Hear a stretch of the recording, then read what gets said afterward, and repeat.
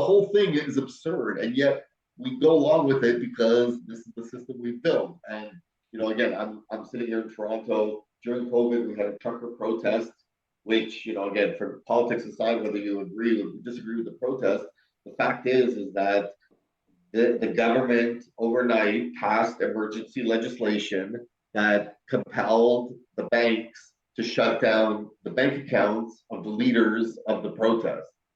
And to me, that seemed absurd. And without any recourse, there's no appeal, there's no nothing. The government just shut them down, right? Shut down their bank accounts, all of them.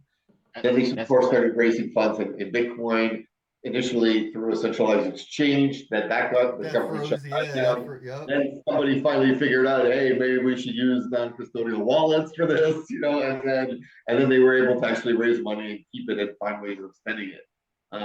And so, like, to me, and again, I personally happen to be against what the truckers were protesting, but it's irrelevant because the next time I might be absolutely in agreement with the protest, or it might be me protesting, and I don't want the government to have that power. That to me is absurd, right? So, and Bitcoin, crypto, like, think of this, is the only thing, like, you can send this.